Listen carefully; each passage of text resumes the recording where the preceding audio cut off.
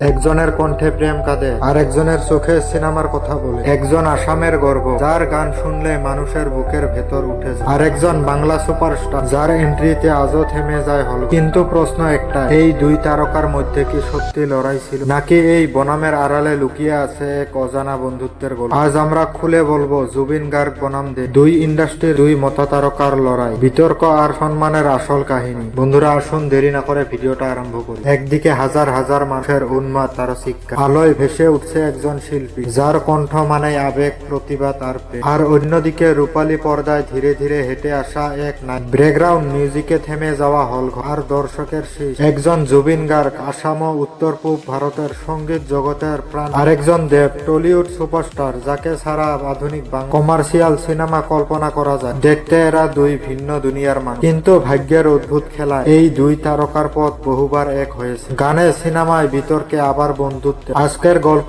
শুধু বনাম নয়, আজকের গল্প লড়াইয়ের থাকা সম্মান আর সম্পর্কে। অনেক দর্শক আজও হয়তো ভুলে গেছে দেবের রোমান্টিক হিরো হয়ে ওঠার পেছনে কার কণ্ঠ ছিল সবচেয়ে বড়। সময়টা তখন দেবের কেরিয়ারের শুরুর দিক।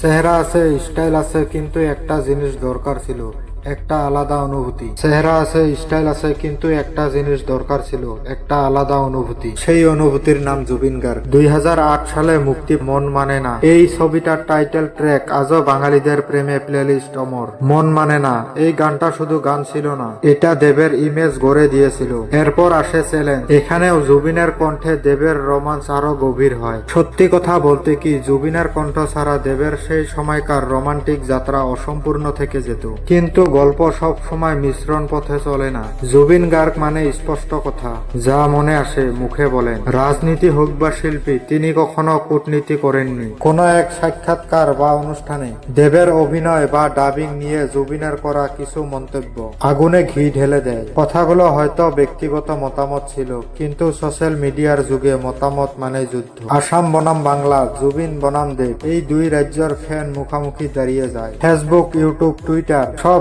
জায়গায় শুধু একটাই আলোচনা। দেবের ভক্তরা বলেন জুবিন শুধু গায়ক, জুবিনের ভক্তরা পাল্টা বললেন দেব জনপ্রিয় কিন্তু শিল্পী নয়। কমেন্ট সেকশন হয়ে উঠল যুদ্ধক্ষেত্র। কিন্তু আশ্চর্যের বিষয় কি হলো জানেন? এই যুদ্ধের মাঝখানে দেব আর জুবিন দুইজনেই প্রায় নীরব। কারণ বড় শিল্পীরা জানে না ফ্যানদের আবেগ আর নিজের বাস্তবতা এক জিনিস না। সময়ে সবকিছু উত্তর দেয়। বিতর্কের পরেও বছরগুলোতে দেব একাধিক জায়গায় জুবিনকে লেজেন্ড বলে সম্মান দিয়েছেন। আর জুবিনও বুঝেছেন দেব শুধু নায়ক নন, তিনি একজন দায়িত্বশীল প্রযোজক। দেব যখন প্রযোজক হিসেবে কাজ শুরু করলেন, তিনি জানতেন ভালো সিনেমার জন্য ভালো গান কত জরুরি। এখানে আবার মিলেছে দুজনের পথ। ব্যক্তিগত মতের পার্থক্য থাকলেও পেশাদার সম্মান কখনো হারায়। এটাই বড় শিল্পীর পরিচয়। তাহলে কি সত্যি জুবিন গার্গ বনাম দেব? না, এটা কোনো শত্রুতার গল্প নয়। এই দুই লিজেন্ডের দুই স্তম্ভের গল্প, দুই ঘরানার দুই যোদ্ধার গল্প। জুবিন ছাড়া দেব সেই রোমান্টিক গানগুলো অসম্পূর্ণ, আর দেব ছাড়া জুবিনের বাংলা সিনেমার অধ্যায় অসম্পূর্ণ। লড়াই ছিল মতের, কিন্তু সম্মান ছিল হৃদয়ে। এবং শেষ পর্যন্ত